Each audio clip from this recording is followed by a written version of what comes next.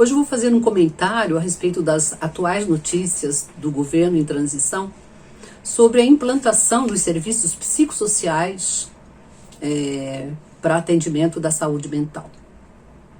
Isso já era mais do que esperado. E que bom saber disso. Que bom que vamos ter alguém, um governo, olhando para a realidade do povo adoentado. Nós acompanhamos e sabemos que as doenças têm aumentado muito, as síndromes, as depressões, as ansiedades, o pânico, até os suicídios. Em tempo de pandemia, isso ficou desgovernado. Então, vamos contar com esse discurso, mas também não vamos ser ingênuos, porque nós precisamos de ação efetiva. Enquanto estamos aguardando, estamos acreditando e esperançosos que isso torne-se realidade, porque o povo está adoentado. E nós sabemos que no nosso país, quem tem plano de saúde tem uma assistência, mas quem não tem, quem é pobre, precisa realmente do olhar do governo. Então, o atendimento psicossocial precisa ser efetivado. E vamos aguardar.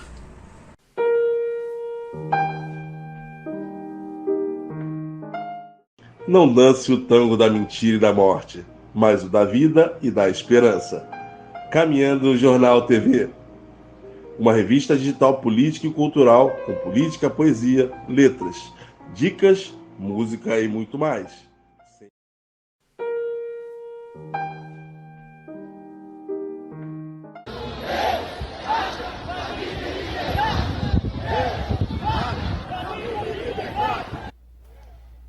Os atos de vandalismo cometido pela extrema-direita na tarde do dia 8 em Brasília demonstram claramente que essa extrema-direita não está para brincadeira. Eles estão aqui para tumultuar o processo democrático no país.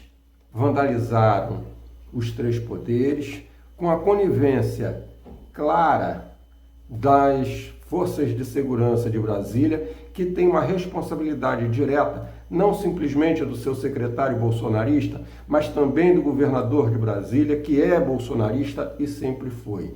Isso, ao mesmo tempo que fortalece a figura de Lula, colocando ele no ponto central da possibilidade de normalização política no país, enfraquece aqueles que acenaram com o fascismo e acenaram com a extrema-direita, como, por exemplo, o senhor Arthur Lira, que é corresponsável porque fortaleceu ao longo de 4 anos esses grupos, fortaleceu apoiando declaradamente Bolsonaro.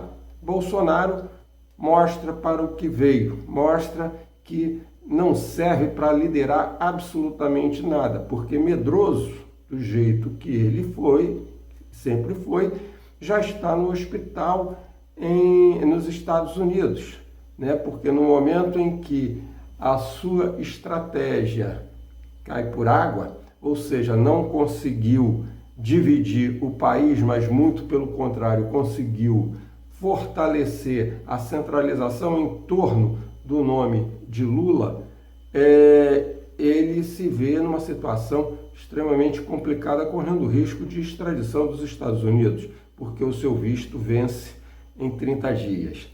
Ora, devemos também considerar a incompetência do atual governo federal de monitorar e tomar atitudes antecipadas aos atos de ontem, do dia 8. Ou seja, se podia perfeitamente ter barrado essa comitiva para Brasília nas estradas, usando a Polícia Rodoviária Federal. Afinal de contas, essa Polícia Rodoviária Federal não fez blitz para ver pneu careca no dia da eleição, para impedir os eleitores de irem votar, por que não foi capaz de impedir a chegada dessa comitiva de baderneiros em Brasília? O sistema de informação do governo federal falhou. Mas o que é mais grave? Até agora, ninguém fala efetivamente nos grandes responsáveis por esses atos, que são os comandantes militares que permitiram em todo o país acampamentos de baderneiros da extrema-direita em áreas militares. Não se desmontou isso. Por quê? Porque eles são coniventes.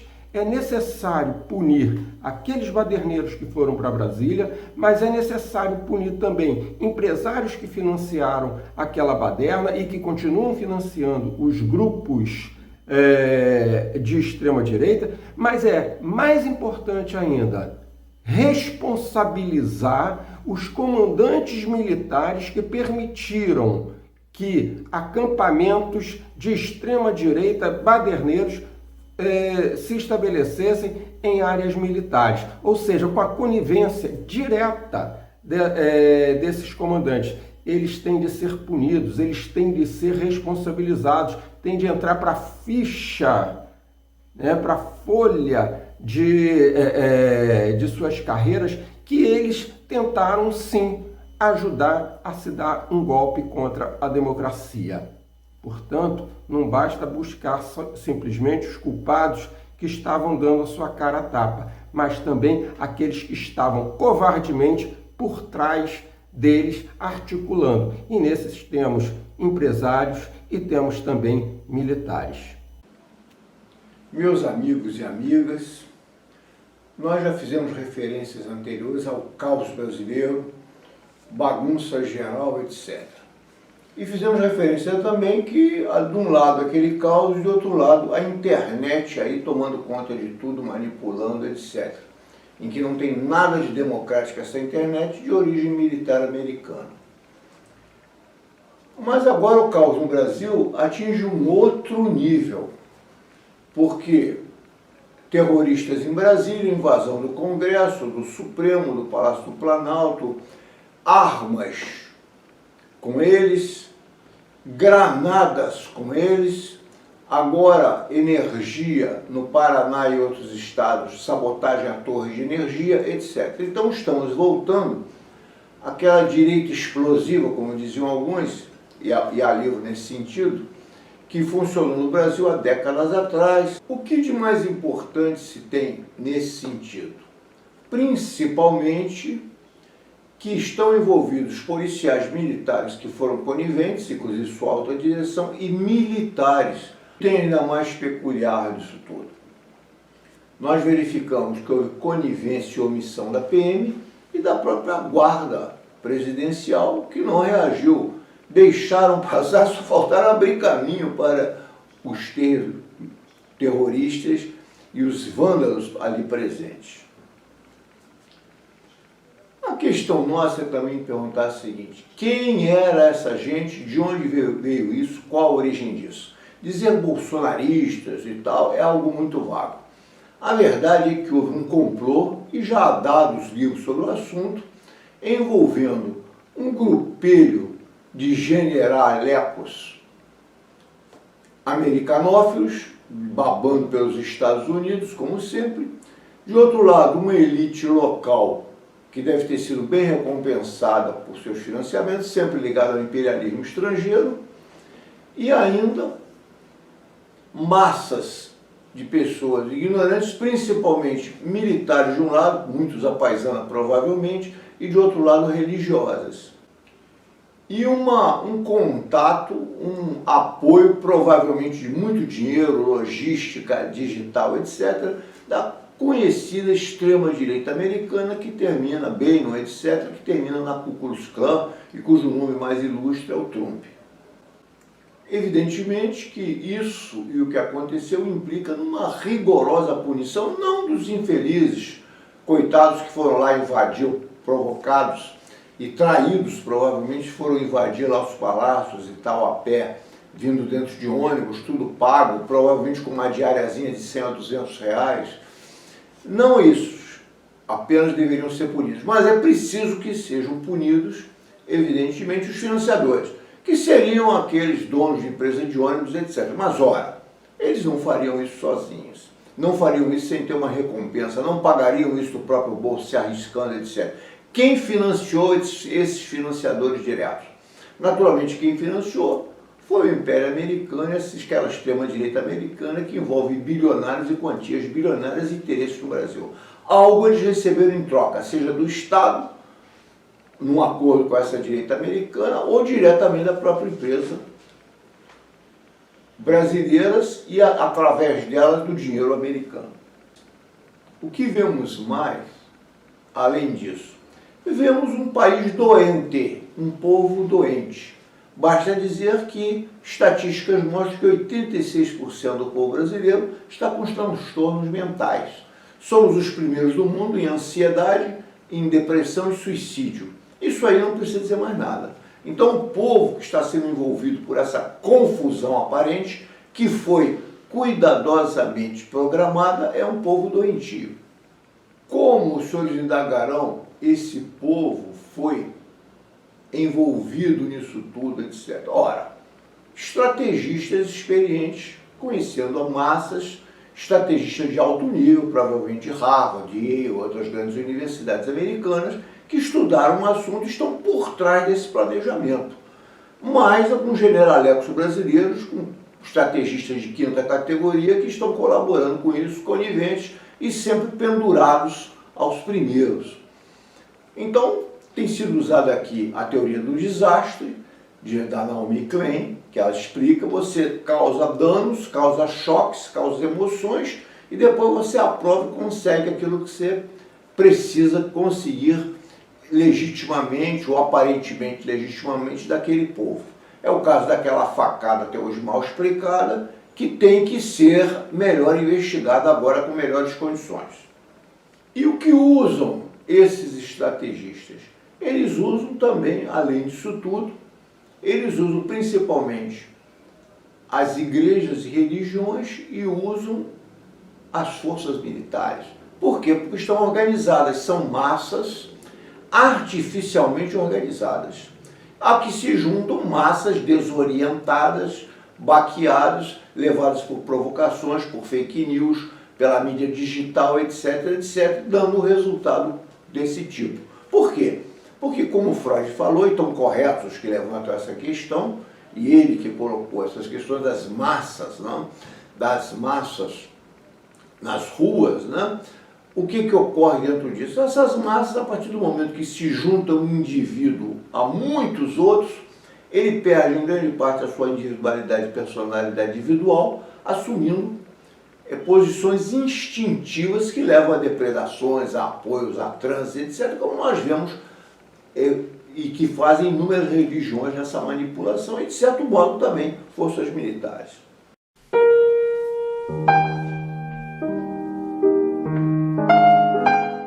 Chamo Cícero Rabelo, sou coordenador do Sinto-Ferj, Sindicato dos Trabalhadores da UFRJ. Nós viemos aqui no dia de hoje, junto com a classe trabalhadora e com os estudantes, numa resposta às barbaridades que aconteceram na Brasília na tarde de ontem.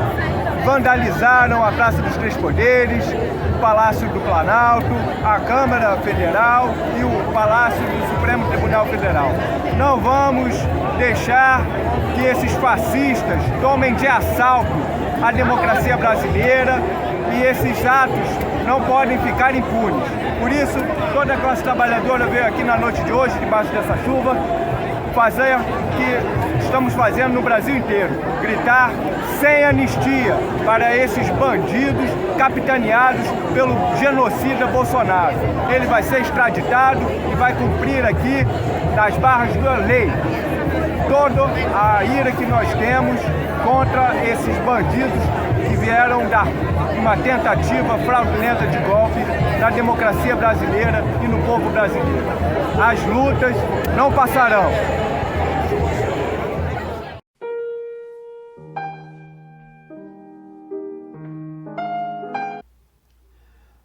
com dó da liberdade. É preciso não ter medo, é preciso ter a coragem de dizer: há os que têm vocação para escravos, mas há os escravos que se revoltam contra a escravidão. Não ficar de joelhos, que não é racional renunciar a ser livre. Mesmo os escravos por vocação devem ser obrigados a ser livres, quando as algemas forem quebradas. É preciso não ter medo, é preciso ter a coragem de dizer. Carlos Marighella.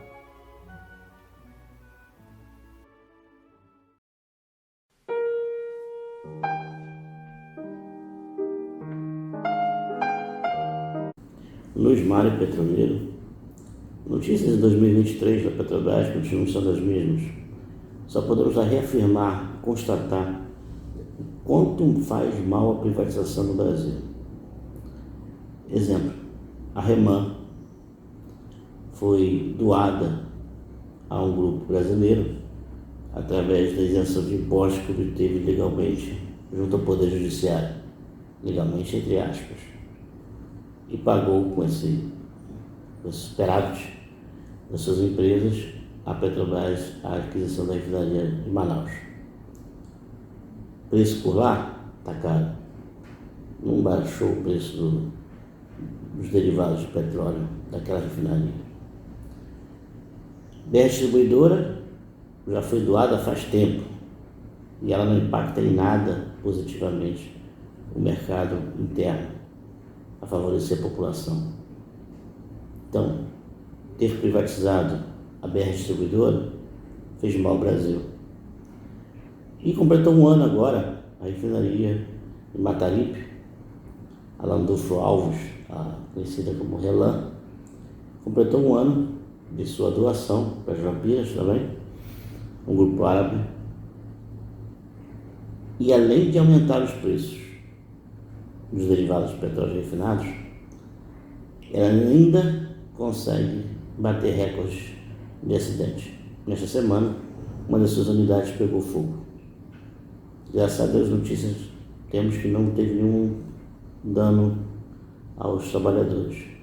Contudo, uma refinaria em que tudo é crítico, fiquem de olho, pois alguma coisa de ruim pode acontecer.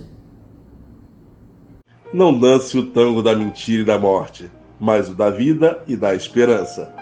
Caminhando Jornal TV, uma revista digital política e cultural com política, poesia, letras, dicas, música e muito mais.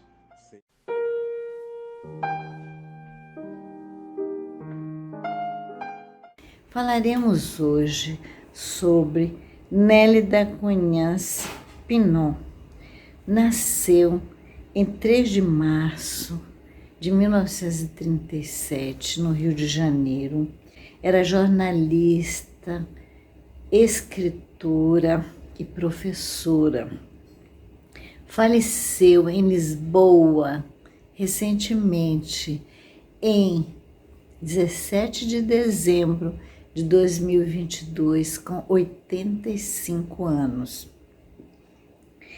Era da Academia Brasileira de Letras e foi a primeira mulher que presidiu essa instituição. Seus maravilhosos livros foram editados em mais de 30 idiomas. Citaremos agora o primeiro, que foi publicado em 1961, Guia Mapa de Gabriel Arcanjo, um livro que fala sobre pecado, perdão e relação do homem com Deus.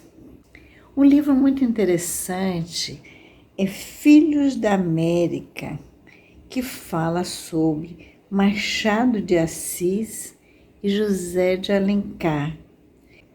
Seu último livro, Um Dia Chegarei a Sagres.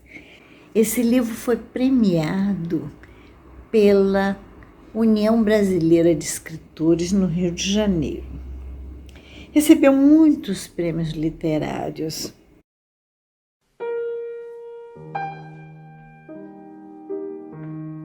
A tendência de todo mundo é imaginar que os donos do poder são aqueles que detêm o poder político, portanto, o presidente, os governadores, os legisladores, senadores, deputados. O poder facilmente compreensível é o poder econômico, né? Se você detém o poder econômico, todas as outras formas de poder são subalternas a esse. Então, se você olhar o orçamento da União Brasileira, você vai ver que o principal beneficiário são juros e as amortizações da nossa dívida interna. Para quem vai esse dinheiro? Bom, esse dinheiro vai, em primeiro lugar, para os bancos nacionais, em sua maioria, mas alguns bancos estrangeiros também, para as seguradoras e para os fundos de investimento e para a elite empresarial e elite pessoal. Eu acho que seria razoável dar a esse grupo o nome, no caso do Brasil, de donos do poder.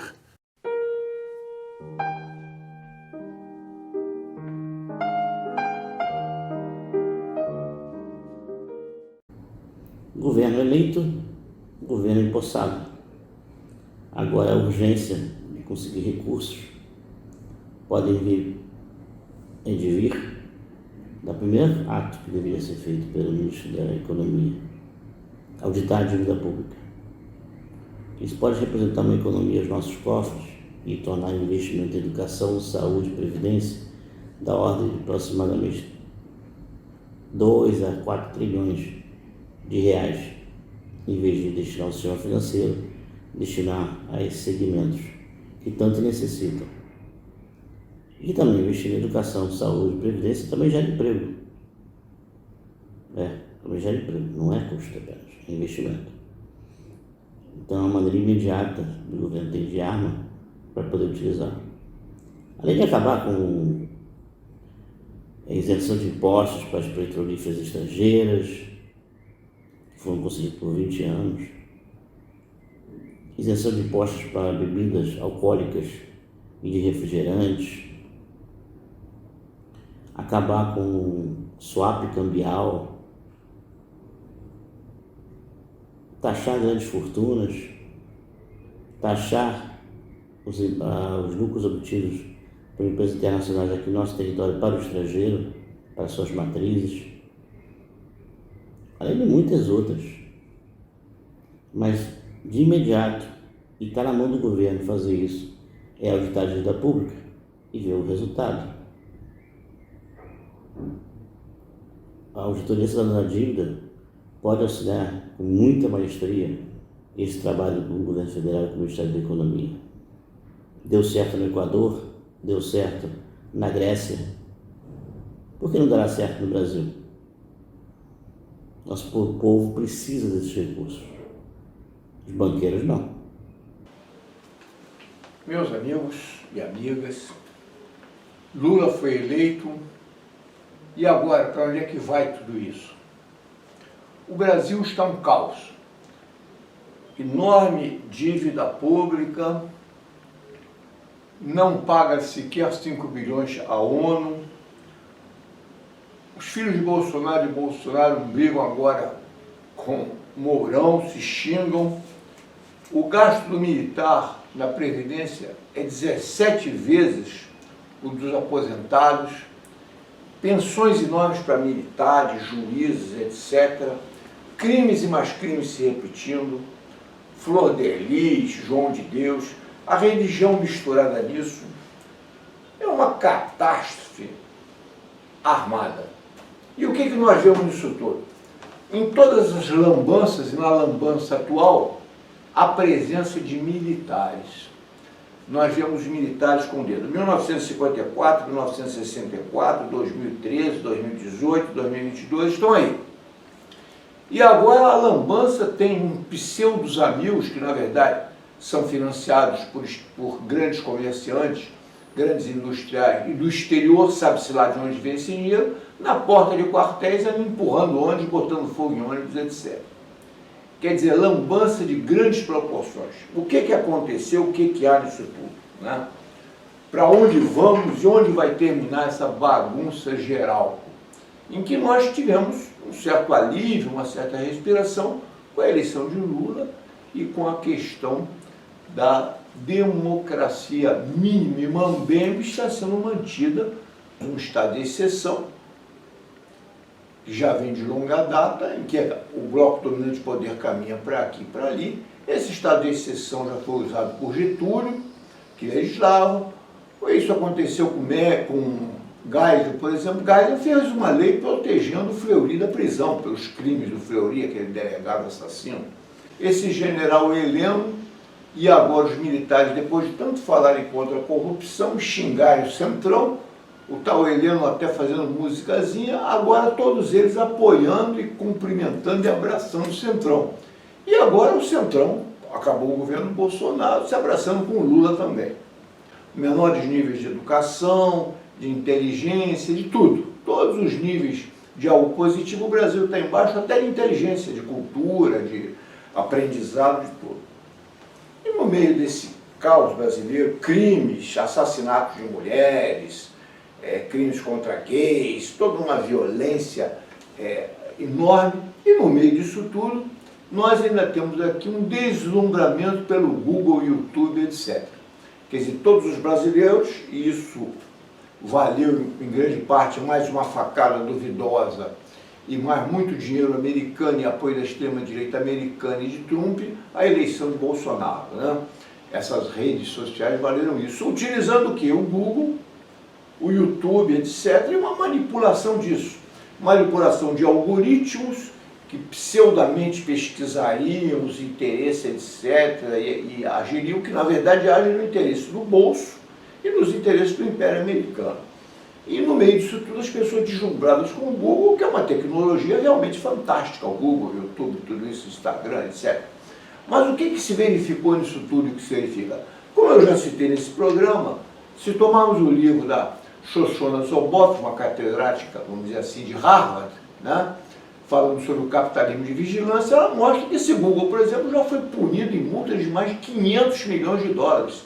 E o que fazia o Google? Ajudava crimes, criminosos, etc. E o que fazem o Google e o YouTube? Todos eles se comunicam e utilizam servilmente aos interesses da polícia americana, do FBI, da CIA, etc. O Lula, como era de se esperar, tomou posse. Os bolsonaristas, desorientados com a fuga do ex-presidente Bolsonaro, nada fizeram, não criaram nenhum problema. Uma posse cheia de simbolismo, sem sombra de dúvidas, mas com um grande desafio.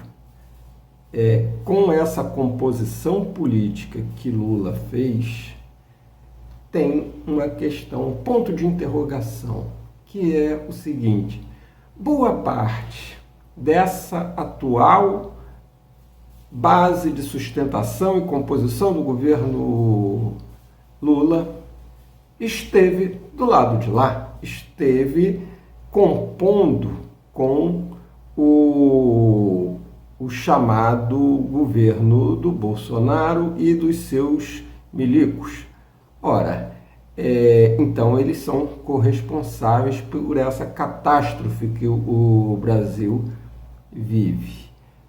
Veremos se há condições com essa composição se atinja, né, as metas de retirar o Brasil do mapa da fome, de se resolver gravíssimos problemas sociais que não são circunstanciais, eles são estruturais, portanto vai ter de mexer em interesses de parte da composição do próprio governo Lula, que são dos empresários, dos banqueiros, dos latifundiários.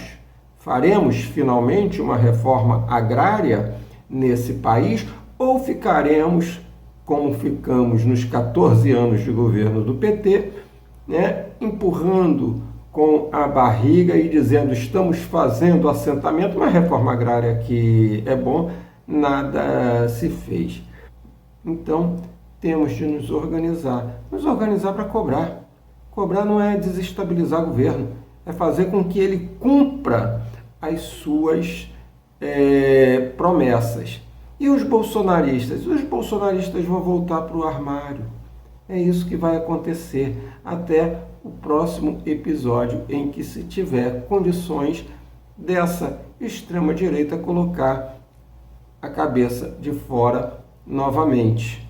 Os militares vão ter de ser afastados, a família Bolsonaro vai ter de ser punida, né? O senhor vice-presidente, ex-vice-presidente e agora senador, tem responsabilidade sobre essa catástrofe toda, ganhou uma certa imunidade, porque não quer dizer que ele não possa ser punido. A questão é, o Supremo Tribunal Federal vai ter coragem de puni-los? Essa é uma questão.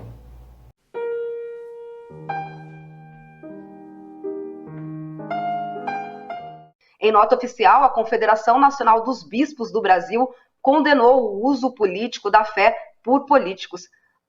Lamentamos, neste momento de campanha eleitoral, a intensificação da exploração da fé e da religião como caminho para angariar votos no segundo turno. A manipulação religiosa sempre desvirtua os valores do Evangelho e tira o foco dos reais problemas que necessitam ser debatidos e enfrentados em nosso Brasil.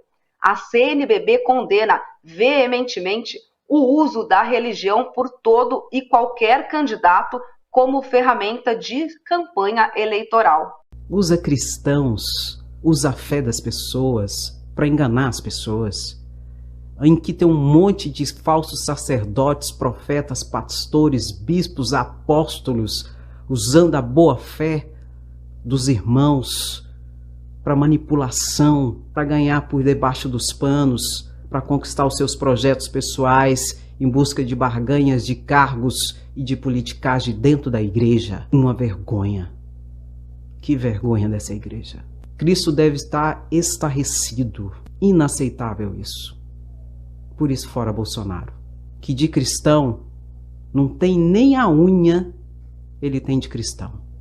Pelo contrário. Tá mais fácil ser um anticristo do que ter alguma coisa de Cristo.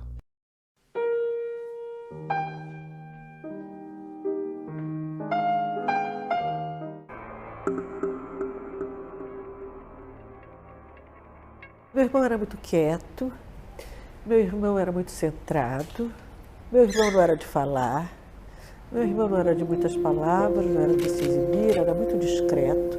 E o Stuart foi morto porque não denunciou seus companheiros. Quando a repressão sequestrou, prendeu arbitrariamente Stuart Angel, a repressão já sabia que Lamarca tinha saído da VPR e estava no MR8. E sabiam que Stuart sabia onde estava Lamarca. E foi torturado barbaramente para revelar o paradeiro, coisa que não o fez. Ele teria sido inclusive arrastado por um jipe, com a cara enfiada no cano de descarga do jipe. A outra comprovação importante que a Comissão Nacional da Verdade faz e que corrobora aquilo que, de certa maneira, já era adotado como informação bastante consistente, é de que sua morte se deu na base aérea do Galeão. A história que ele me contou foi o seguinte, que um dia ele estava de serviço, porque ele era controlador de voo. Estava de serviço na torre, quando chegou Bournier com um grupo de oficiais e pediu que interditasse a pista. Depois ficou sabendo que ele estava enterrando o corpo de um, como na época chamava, subversivo, cuja depois veio detalhes, que era o filho de Zuzu Angel. Eu tenho esperança de encontrar o corpo do Stuart. Eu tenho quase a certeza de que nós vamos encontrar.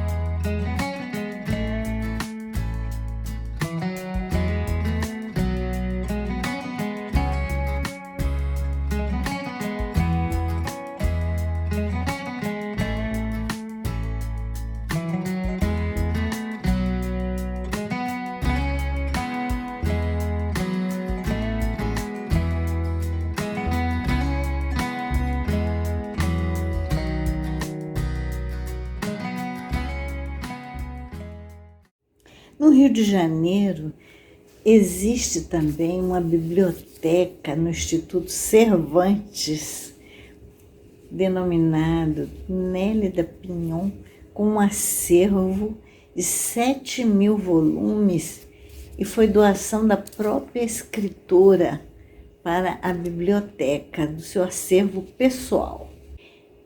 Nélida é considerada a maior escritora do Brasil.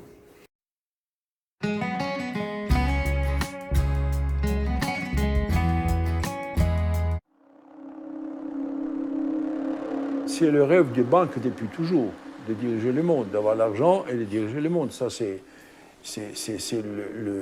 le fait même de la banque.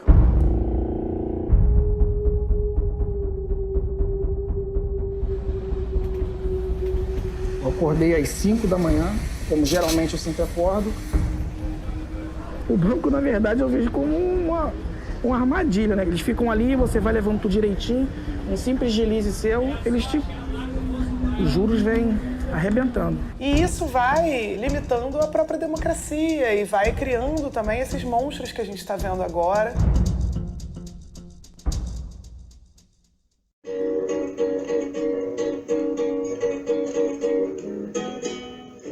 Se compro feijão, me falta arroz. Se compro arroz, me falta açúcar. Sou mais um nessa muvuca. Quando tudo tem, me falta gás. Ainda bem que os vizinhos ajudam. Que vida maluca. Onde o pobre fica mais pobre, o rico mais rico. Confusão, o povo evita. Dinheiro pra gente é assim, que nem visita, tchau. Onde o pobre fica mais pobre, o rico mais rico. Confusão, o povo evita.